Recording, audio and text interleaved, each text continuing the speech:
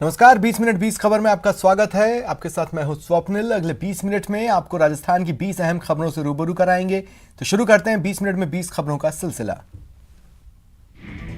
आज से प्रदेश के सरकारी अस्पताल बदले बदले नजर आने लगे हैं। एक तरफ जहां सरकारी अस्पताल में ओपीडी सुबह 9 के बजाय 8 बजे शुरू होने लगी है, वहीं 12 बजे की जगह दोपहर 2 बजे तक खुली रह रही है। खास बात यह है कि अभी छुट्टी वाले दिन भी 2 घंटे की ओपीडी रहेगी। ओपीडी के समय में बदलाव के साथ साथ सरकारी मरीजों को अब से ओपीडी की पर्ची के लिए भी पैसे नहीं देने पड़ रहे हैं। नए नियमों के तहत ओपीडी के रजिस्ट्रेशन के लिए लगने वाले 10 रुपए से लेकर 8,000 रुपए तक शुल्क वाले एमआरआई, सीटी स्कैन और डायलिसिस समेत कई सुविधाएं फ्री में मिलने लगी हैं। इलाज जो है वो निःशुल्क हो चुका है, चाहे बात ओपीडी की हो या आईपीडी की हो या फिर कई तरह की जांचें हो, जो है वो राज्य सरकार ने निःशुल्क जो है वो कर दी है। आज से इसका ड्राई रन शुरू हो चुका है और 1 मई से विधिवत रूप से इसकी शुरुआत होगी। आपको बता दें, प्रदेश सरकार ने इससे पहले 60 साल या उससे ज्यादा एज ग्रुप के मरीजों के लिए सरकारी हॉस्पिटल में तमाम सुविधाएं फ्री कर रखी थी, लेकिन बजट में की गई घोषणाओं के बाद अब हर एज ग्रुप के लिए ये लागू हो गया है, जिससे लोग बेहद खुश हैं। बहुत बढ़िया किया है राजस्थान सरकार ने और मैं तो चाहता हूँ कि ऐसा ही कार्यक्रम आगे से चलता रहे राजस्थान सरकार के द्वारा। इस साल के बजट में सीएम गहलोत ने जिन नई सुविधाओं और योजनाओं की बात की थी, उसमें से कई का लाभ मिलने लगा है। इन योजनाओं के लागू होने से प्रदेश के लाखों लोगों को फायदा होने वाला है। आपको बता दें, बजट 2022-2023 की अनुपालना में 210 घोषणाओं को स्वीकृति दी जा चुकी है और इनके मुताबिक आज से 100 यूनिट प्रतिमाह बिजली उपभोग करने वाले उपभोक्ताओं को 50 यूनिट बिजली फ्री में मिलने लगी है। साथ ही समस्त घरेलू उपभोक्ताओं को 150 यूनिट तक 3 रुपए प्रति यूनिट का अनुदान भी मिल रहा है।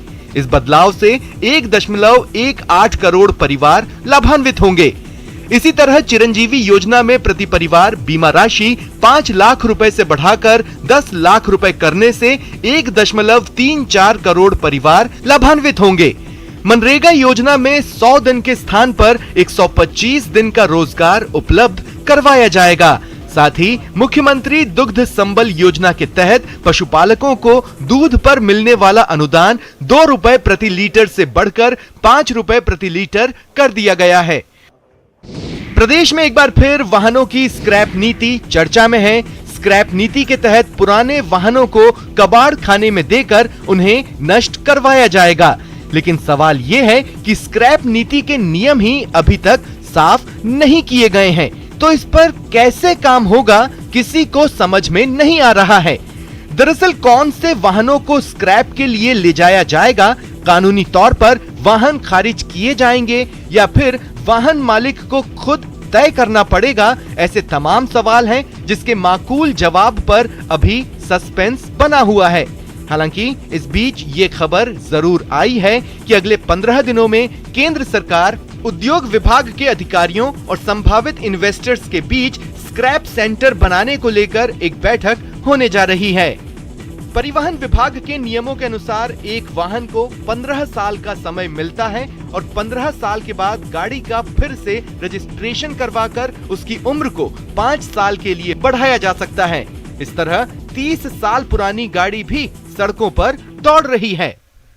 सिरोही में सारणेश्वर महादेव मंदिर से आम्बेश्वर महादेव मंदिर तक 3 करोड़ 30 लाख की लागत से सड़क बनाई जाएगी। इसके साथ ही 10 लाख की लागत से शहर में सिरनवा की पहाड़ियों में स्थित मातर माता मंदिर से बग्गी वाले पुराने रास्ते को दुरुस्त करवाया जाएगा। इसकी घोषणा विधायक संयम लोढ़ा ने खुद की है। मातर माताजी के वार्षिक मेले में आए विधायक संयम लोढ़ा ने पूजा अर्चना कर माताजी के दर्शन किए और फिर सारणेश्वर महादेव मंदिर से आम्बेश्वर महादेव मंदिर तक अंदर के रास्ते से जाने वाली सड़क निर्माण कार्य की घोषणा की। इस घोषणा के बाद मेले में उपस्थित ग्रामीणों ने विधायक संयम लोढ़ा का आभार जताया और मंदिर ट्रस्ट अध्यक्ष केताराम माली ने विधायक का माला और साफा पहनाकर स्वागत किया। मंदिर ट्रस्ट ने विधायक को मंदिर के समीप पहाड़ियों में स्थित बांध की दीवार क्षतिग्रस्त होने की जानकारी दी, जिस पर विधायक संयम लोढ़ा ने संबंधित विभाग के अधिकारी को शीघ्र ही बांध की दीवार सही करने को कहा। इस दौरान चीपा समाज और देवासी समाज के लोगों ने भी विधायक संयम लोढ़ा का स्वागत किया। पंचायती राज मंत्री रमेश मीणा सपोटरा क्षेत्र के दौरे पर रहे। मंत्री रमेश मीणा ने यहां अग्र भागवत कथा शुभारंभ कार्यक्रम में शिरकत की। साथ ही ग्रामीणों की जन सुनवाई कर अधिकारियों को समस्या समाधान के निर्देश दिए। इस कार्यक्रम के दौरान अखिल भारतीय अग्रवाल सम्मेलन के राष्ट्रीय अध्यक्ष गोपाल शरण गर्ग, प्रदेश अध्यक्ष गिरीश अग्रवाल भी, जिला अध्यक्ष मूलचंद भी मौजूद रहे। मंत्री ने अग्रवाल समाज की व्यवस्थाओं की सराहना करते हुए सामाजिक ताना बाना मजबूत करने पर जोर दिया। साथ ही समाज में दहेज जैसी कुप्रथा दूर करने और बालिका शिक्षा को बढ़ावा देने पर जोर दिया। इस मौके पर मंत्री रमेश मीणा ने कहा कि अग्रवाल समाज अन्य समाजों का पथ प्रदर्शक है। उन्होंने सभी समाजों की प्रतिभाओं को आगे लाने में सहयोग की अपील की। पंचायती राज मंत्री रमेश मीणा ने जन सुनवाई कर लोगों के अभाव अभियोग सुने। साथ ही अधिकारियों को फोन पर समस्या समाधान के लिए निर्देशित किया। वहीं लोगों को जल्द ही उनकी समस्या का समाधान करने का आश्वासन भी दिया। अलवर के इंदिरा गांधी स्टेडियम में दिव्यांगजनों के लिए स्कूटी वितरण कार्यक्रम और ट्रांसजेंडर्स के लिए आईडी कार्ड के वितरण कार्यक्रम का आयोजन किया गया। इस कार्यक्रम में शामिल हुए राज्य सरकार के कैबिनेट मंत्री टीकाराम जूली ने दिव्यांगजनों को स्कूटी और ट्रांसजेंडर्स को आईडी कार्ड वितरित किए।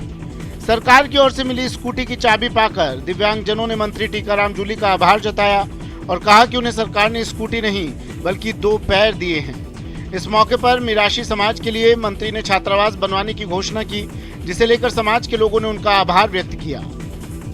मैं धन्यवाद देना चाहूँगा प्रदेश के यशस्वी मुख्यमंत्री अशोक जी गहलोत साहब को कि जिन्होंने दिव्यांगजनों के लिए 2000 स्कूटी पिछले बजट के अंदर दी थी और 5000 स्कूटी इस बजट के अंदर दी है।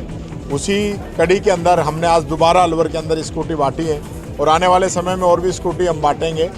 काफ़ी अच्छा मैसेज दिव्यांगजनों के अंदर है, इनके पेंशन का, इनको BPL के समान सुविधाएँ देने का। और सबसे बड़ी बात यह है कि पिछली बार 2 कॉलेज दिए और अब की बार दिव्यांगजनों के लिए यूनिवर्सिटी दी है। बाबा आमटे यूनिवर्सिटी जामडोली के अंदर जो बन रही है उसकी कार्रवाई हमने शुरू कर दी है। 5 राज्यों के चुनाव नतीजे उम्मीद के मुताबिक नहीं आने के बाद कांग्रेस मिशन 2023 में जुट गई है। इसके लिए कांग्रेस अपने अलग अलग संगठनों को तैयार कर रही है। इसी कड़ी में पार्टी के हरावल दस्तों को भी आगामी चुनौती के लिए तैयार किया जा रहा है। साथ ही कांग्रेस की श्वेत सेना कहे जाने वाले सेवा दल को भी मिशन 2023 और मिशन 2024 के लिए सक्रिय किया जा रहा है। इसे लेकर प्रदेश कांग्रेस मुख्यालय में सेवा दल की प्रदेश कार्यकारिणी की एक बैठक भी हुई, जिसमें आगे की रणनीति तय की गई है। इस रणनीति के तहत सेवा दल अब राज्य सरकार के कामकाज को जनता तक पहुंचाने में प्रमुख भूमिका निभाएगा। इस संगठन के कार्यकर्ता आम लोगों तक जाकर उन्हें सरकारी योजनाओं की जानकारी देंगे। साथ ही उन्हें सरकारी योजनाओं का लाभ दिलाना भी सुनिश्चित करेंगे। इसके साथ ही केंद्र सरकार की विफलताओं को भी संगठन आम जनता तक पहुंचाएगा। सुजानगढ़ के गणेश मंदिर से लेकर उपखंड कार्यालय तक कांग्रेस कार्यकर्ताओं और नेताओं ने महंगाई के खिलाफ रैली निकाली। इस रैली के दौरान पेट्रोलियम पदार्थों और घरेलू गैस की कीमतों में हो रही बढ़ोतरी के विरोध में शहर और देहात कांग्रेस के कार्यकर्ताओं और नेताओं ने केंद्र सरकार के खिलाफ प्रदर्शन किया। इस दौरान गधा गाड़ी पर बाइक और घरेलू गैस सिलेंडर को माला पहना कर रखा गया और केंद्र सरकार के खिलाफ नारेबाजी करते हुए बहुत हुई महंगाई की मार, महंगाई डायन खाए जात है जैसे नारे बुलंद किए। इतना ही नहीं, मोदी सरकार की सद्बुद्धि के लिए प्रदर्शनकारियों ने उपखंड कार्यालय परिसर में बैठकर हनुमान चालीसा का पाठ भी किया। प्रधानमंत्री जी से यही मांग है कि आप बढ़ती महंगाई को कम करें ताकि आम जन को राहत मिल सके। जिस तरह से रसोई की हर सामग्री खाद्य सामग्री सब महंगी कर दी, गैस महंगा कर दिया, तेल महंगा कर दिया, तो लेडीज को घर खर्च चलाने में काफ़ी असुविधा होती है। केंद्र में बीजेपी जिस मुद्दों को लेकर सरकार में आई थी, पेट्रोल डीजल चाहे रसोई गैस हो, आज बीजेपी के पास वो मुद्दे नहीं रहे हैं, वो मुद्दों से भटक गई है। प्रदेश के करीब 28,000 सरकारी कर्मचारी गरीबों के पेट पर डाका डाल रहे हैं। ये कर्मचारी सरकारी नौकरी के बाद भी राशन में मिलने वाला फ्री का गेहूं ले रहे हैं, जिसकी वजह से गरीबों का हक मारा जा रहा है। राशन कार्ड की मैपिंग अभियान के दौरान ये खुलासा हुआ है कि 28,000 सरकारी कर्मचारी सरकारी राशन का गेहूं ले रहे हैं। आपको बता दें, गहलोत सरकार ने सार्वजनिक वितरण प्रणाली को आधार से लिंक करा दिया है और इसकी मैपिंग भी की जा रही है। उसी के तहत ये पता चला है कि 27,911 सरकारी कर्मचारी ऐसे हैं जो या तो सरकारी नौकरी कर रहे हैं या सरकारी सेवा से सेवानिवृत्त होकर पेंशन ले रहे हैं और इसके बावजूद वो राशन का सस्ता गेहूं भी ले रहे हैं। विभाग अब दोषी कर्मचारियों से वसूली की तैयारी कर रहा है। इन कर्मचारियों से 27 रुपए प्रति किलो गेहूं के हिसाब से वसूली की जाएगी। तो इस तरह के 28,000 लोगों के नाम आधार की वजह से, जन आधार की वजह से कॉमन नाम में आ गए हैं। यानी कि एक तरह से ये साबित हुआ है कि इतनी संख्या में सरकारी अधिकारी जो हैं या कर्मचारी हैं वो राशन का सस्ता गेहूं ले रहे हैं, जो कि नियमों के विरुद्ध है। केंद्र सरकार की ओर से वित्तीय वर्ष 2021-2022 में कायाकल्प योजना के तहत राजस्थान के राजसमंद के आरके हॉस्पिटल को नंबर 1 का खिताब मिला है। ये अस्पताल दूसरी बार प्रदेश में अव्वल आया है। अब हॉस्पिटल को प्रशस्ति पत्र और नकद राशि दी जाएगी, जिससे हॉस्पिटल में मरीजों की सुविधाओं के विकास के काम हो पाएंगे। आपको बता दें, आरके राजकीय हॉस्पिटल ने 700 मानकों पर खरा उतरते हुए 98.18% अंक हासिल किए हैं। राज्य स्तर पर प्रथम पुरस्कार के तौर पर 50 लाख रुपए की राशि अब इस अस्पताल को मिलेगी। इससे पहले आरके अस्पताल को 2015 में पहली बार कायाकल्प योजना के तहत चुना गया था और उस वक्त भी 50 लाख का चेक मिला था।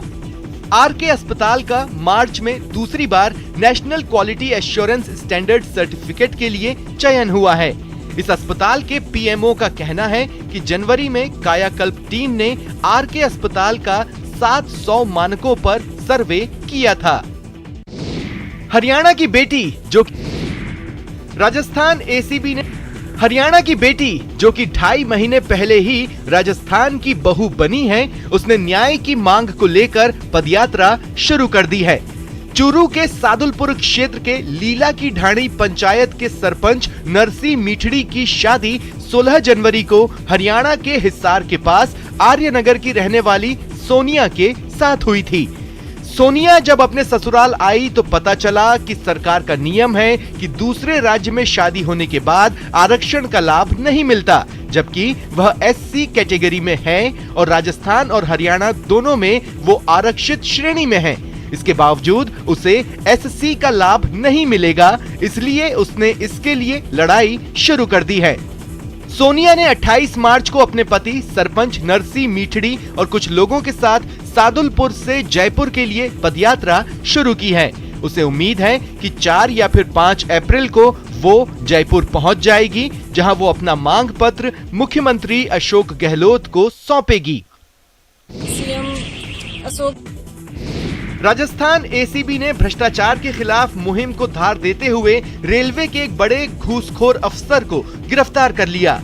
कोटा रेल मंडल के वरिष्ठ मंडल वाणिज्य प्रबंधक IRTS अधिकारी अजय पाल 20,000 की घूस लेते एसीबी के हत्थे चढ़े। उन्हें भरतपुर एसीबी के एएसपी महेश मीणा ने गिरफ्तार किया है। इस गिरफ्तारी को लेकर भरतपुर एसीबी एएसपी महेश मीणा का कहना है कि भरतपुर स्टेशन के खान पान निरीक्षक हेमराज मीणा से चार्जशीट फाइल करने की एवज में दलाल महेश शर्मा की मार्फत अजय पाल रिश्वत वसूल रहा था। चार्जशीट दी गई थी और उस चार्जशीट को फाइल करने के लिए दलाल के माध्यम से इन्होंने 20,000 रुपये दिए थे। आज BRM ऑफिस में ही आरोपी अजय पाल और इनके दलाल महेश को रंगे हाथ गिरफ्तार कर लिया गया है। भरतपुर में एसीबी के अतिरिक्त पुलिस अधीक्षक ने लखनपुर थाने के हेड कांस्टेबल लेखराम शर्मा को 1600 रुपए घूस लेते रंगे हाथों गिरफ्तार किया है। बताया जा रहा है कि लखनपुर थाना के बछामंदी चौकी के अंदर आने वाले अस्थल गांव में पिछले दिनों 2 पक्षों के बीच मारपीट हुई थी, जिसमें दोनों पक्षों ने ही मुकदमा दर्ज करवाया था। इसमें एक पक्ष का परिवादी थान सिंह चौकी पर पहुंचा और लेखराज से बातचीत की, जिसमें उसने खुद के खिलाफ दर्ज हुए मुकदमे में कोई कार्रवाई नहीं करने और दूसरे पक्ष के खिलाफ कानूनी कार्रवाई करने के एवज में हेड कांस्टेबल से बातचीत की, जिसमें बातचीत के दौरान हेड कांस्टेबल लेखराज शर्मा ने 13,000 रुपए परिवादी से पहले ले लिए, जिसकी शिकायत परिवादी ने एसीबी में कर दी। एसीबी की टीम ने सत्यापन करवाया तो बात सही पाई गई। इसके बाद परिवादी ने 1600 रुपए हेड कांस्टेबल को और दिए। इसी दौरान एसीबी की टीम ने उसे रंगे हाथों गिरफ्तार कर लिया। कल परिवादी थान सिंह ने चौकी पर उपस्थित होकर रिपोर्ट दर्ज कराई थी कि मेरे खिलाफ और मेरी तरफ से 2 मुकदमे लखनपुर थाने में दर्ज करवाए गए हैं। जिसमें अनुसंधान अधिकारी द्वारा 13,000 रुपये पहले ले लिए गए तथा 1,600 रुपये की अब रिश्वत की मांग कर रहा है, जिस पर कल सत्यापन करवाया गया। सत्यापन के बाद में आज कार्रवाई करते हुए हेड साहब को रंगे हाथों गिरफ्तार किया। भ्रष्टाचार निरोधक ब्यूरो की टीम ने बड़ी कार्रवाई करते हुए बाड़मेर के फोगेरा पटवारी सुमेरदान को 5,000 रुपये की रिश्वत लेते रंगे हाथों गिरफ्तार कर लिया है। बताया जा रहा है कि पटवारी सुमेरदान ताणू माणजी में कार्यरत है और उसे फोगेरा का अतिरिक्त चार्ज मिला हुआ है। एसीबी में एक परिवादी ने शिकायत दर्ज करवाई थी कि फोगेरा पटवारी सुमेरदान नकल जारी कर शुद्धिकरण करने के एवज में 5,000 रुपये की रिश्वत की मांग कर रहा है।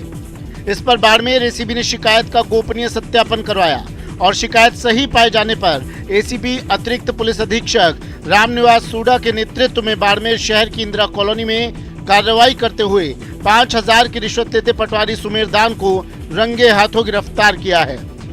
इस कार्रवाई के दौरान पटवारी सुमेरदान की तबीयत खराब हो गई, जिसके बाद एसीबी टीम ने पटवारी को उपचार के लिए अस्पताल में भर्ती करवाया। उपचार के बाद एसीबी टीम पटवारी को एसीबी ऑफिस लेकर पहुंची, जहां पर उससे पूछताछ करने में जुट गई। जोधपुर के पावट क्षेत्र स्थित लक्ष्मी नगर में एक सूने मकान में चोरों ने सेंध लगाकर 3 किलोग्राम चांदी और 3 तोला सोने के गहनों के साथ साथ 20 से 25,000 रुपए नकद ले गए हैं। खास बात यह है कि इस मकान में लगे सीसीटीवी में इन चोरों की करतूत रिकॉर्ड हो गई। सीसीटीवी में जो कुछ रिकॉर्ड हुआ है उसके मुताबिक नकाब लगाए हुए चोर ताला तोड़कर मकान में घुसते हैं और नकदी के साथ सोना और चांदी चुराकर निकल जाते हैं। इस मामले में पीड़ित प्रहलाद जोशी ने पुलिस में रिपोर्ट दर्ज करवा दी है। उनका कहना है कि वे परिवार सहित बाहर गए हुए थे और जब लौट कर घर आए तो मकान के ताले टूटे पड़े मिले। मकान के भीतर सारा सामान बिखरा पड़ा था और घर से 3 किलो चांदी, 3 तोला सोने के गहने और 20 से 25,000 की नकदी गायब थी। पुलिस ने इस रिपोर्ट और इन तस्वीरों के आधार पर चोरों की तलाश शुरू कर दी है। श्री गंगानगर के केंद्रीय कारागृह में न्यायिक हिरासत में चल रहे एक युवक की पिटाई के विरोध में उसके परिजनों ने जिला कलेक्ट्रेट पर धरना दिया और जिला कलेक्टर को एक ज्ञापन सौंपा है। धरना दे रहे परिजनों का आरोप है कि न्यायिक हिरासत में चल रहे युवक के साथ जेल कर्मियों ने मारपीट की है। जिस शख्स के साथ मारपीट के आरोप लग रहे हैं उसका नाम हिमांशु जुगनू नायक है और वार्ड संख्या 64 का रहने वाला है। हिमांशु केंद्रीय कारागृह में न्यायिक अभिरक्षा में चल रहा है। इसी दौरान 23 मार्च को हिमांशु के साथ केंद्रीय कारागृह के संतरियों ने मारपीट की, जिसकी वजह से उसे काफी चोटें आई हैं। अपने ज्ञापन में परिजनों ने न्यायिक हिरासत में चल रहे युवक का मेडिकल कराने की मांग की और साथ ही दोषी संतरियों के खिलाफ सख्त से सख्त कार्रवाई की मांग की है। हमारा भाई है हिमांशु नायक, जो 307 के अंदर होली के कुछ दिन बाद के अंदर उस हिमांशु के साथ 8 पुलिस वालों ने अंदर उसके बहुत ही गंदी तरह पीटा है, जो कि पीटने के बाद में उसको हॉस्पिटल भी नहीं भेजा। कल यहाँ पेशी पे आया था, उसने जज साहब के सामने अपना वो सभी जख्म दिखाए हैं। हम चाहते हैं कि उसका मेडिकल तुरंत प्रभाव से हो और जिसने ये कार्रवाई की, जिसने ये गलती की है पुलिस वालों को तुरंत प्रभाव से उनके खिलाफ कार्रवाई की जाए। अलवर के उद्योग नगर स्थित ईएसआईसी मेडिकल कॉलेज के गेट नंबर 2 को बंद किए जाने के विरोध में आसपास के ग्रामीणों ने धरना प्रदर्शन किया और गेट को खोलने की मांग की। धरना प्रदर्शन करने वाले ग्रामीणों का कहना है कि गेट नंबर 1 से गेट नंबर 2 की दूरी करीब 1.5 किलोमीटर है, जिससे मरीजों को भारी परेशानी का सामना करना पड़ता है। जो पीड़ित महिलाएं या गर्भवती महिलाएं होती हैं, उसे उस गेट तक जाने में परेशानी होती है और समय भी लगता है, जिससे उन्हें समय पर इलाज नहीं मिल पाता। ऐसे में दूसरा गेट खोला जाए। दूसरा गेट गांव के पास ही है, जहां ईएसआई मेडिकल कॉलेज स्थित है। ग्रामीणों ने बताया कि ईएसआई मेडिकल कॉलेज के गेट नंबर 2 का उपयोग कॉलेज वाले अपने मनमर्जी से करते हैं और जब मरीज गेट से जाते हैं तो जाने नहीं दिया जाता, जबकि ईएसआईसी मेडिकल कॉलेज के दोनों गेटों का उपयोग मरीजों के लिए किया जाना चाहिए। बिना किसी कारण के और ना ही पीछे से कोई आदेश है, ये डीन मैडम ने अपने एक तरह से तानाशाही रवैये से इसको बंद कर रखा है। यहाँ ईएसआई हॉस्पिटल का गेट नंबर 2 लगभग 3-4 महीनों से बंद कर रखा है। यहाँ के बासिंदों ने, यहाँ के जनप्रतिनिधियों ने कई बार निवेदन भी किया है डीन मैडम से, लेकिन उन पर कोई कार्रवाई नहीं की। आखिरकार यहाँ के जो गांव के सारे लोग हैं, देसुला, नाहरपुर, MIA, बख्तल चौकी वगैरह सारे जो पेशेंट हैं, वो क्यों यहाँ से 2 किलोमीटर की दूरी तय करके जाएंगे। अलवर में पेयजल समस्या को लेकर वार्ड संख्या 7 और 22 की महिलाएं मनु मार्ग स्थित जलदाय विभाग के दफ्तर पहुंची और अधिशासी अभियंता JP मीणा को पानी की समस्या से अवगत करवाया। इस बारे में इलाके की महिलाओं का कहना है कि लंबे समय से दोनों वार्डों में पेयजल की समस्या बनी हुई है, लेकिन अभी तक इस समस्या का कोई समाधान नहीं किया गया। पेयजल की समस्या को लेकर अधिकारियों के आश्वासन के बावजूद भी इस पर ध्यान नहीं दिया गया, जिससे ऐसा लगता है कि इस समस्या के प्रति विभाग के अधिकारी काफी उदासीन हैं और यही वजह है कि अब तक शहर में पानी का संकट बना हुआ है। इन महिलाओं ने जलदाय विभाग के अधिकारियों को आड़े हाथों लेते हुए कहा कि यदि उन्हें धरना प्रदर्शन ही पसंद है तो उसी तरह की भाषा में जनता भी जवाब देगी, जिसके लिए प्रशासन स्वयं जिम्मेदार होगा। सरिस्का के जंगल में लगी आग पर पूरी तरह से काबू पा लिया गया है। आपको बता दें कि 27 मार्च को सरिस्का के जंगल में आग लगी थी और जिस एरिया में आग लगी वो बागिन ST-17 और उसके 2 शावकों की टेरिटरी था। इसके आसपास के एरिया में ST-20 और ST-14 की टेरिटरी है। पहले 2 दिन और 2 रात में आग करीब 20 किलोमीटर से ज्यादा इलाके में फैल गई। इसके बाद 2 दिन तक 29 और 30 मार्च को अलवर में सेना के 2 हेलीकॉप्टर से जंगल में पानी बरसाया गया। एयरफोर्स की मदद के बाद जंगल के भीतरी इलाकों में आग फैलने से रुक बढ़ गया यार, फिसल जा लग जाए। के बाद आग 80% से अधिक बुझ गई थी और फिर गुरुवार की शाम तक इसे पूरी तरह से बुझा दिया गया। इस आग को बुझाने में 400 से अधिक वन कर्मियों की टीम लगी थी। साथ ही इस टीम को सरिस्का इलाके के आसपास के गाँव के सैकड़ों लोगों का साथ भी मिला। ग्रामीणों ने आग बुझाने में मदद की, तब जाकर जंगल की आग को काबू में किया जा सका। कोई ऐसा नुकसान रिपोर्टेड नहीं हुआ है सिवाय घास जलना, छोटी वनस्पति जो है जलना।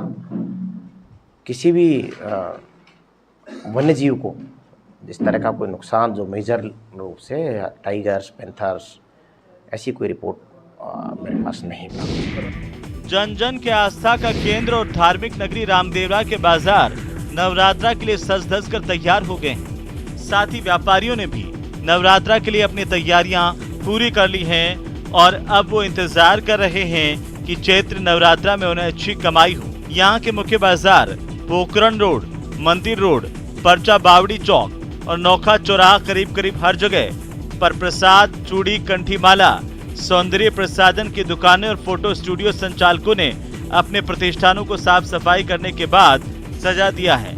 इसके अलावा होटल, धर्मशाला और रेस्टोरेंट के संचालकों ने भी अपनी तैयारियां पूरी कर ली हैं। गौरतलब है कि धार्मिक नगरी रामदेवरा में कोरोना के प्रकोप के बाद मंदी का दौर चल रहा था और देश में लगी कोरोना की पाबंदियों की वजह से यहां पर श्रद्धालुओं की संख्या भी कम हो गई थी। हालांकि अब कोरोना का प्रकोप कम होने की वजह से चैत्र नवरात्रा में अच्छी संख्या में देश भर से श्रद्धालुओं के आने की उम्मीद जगी है।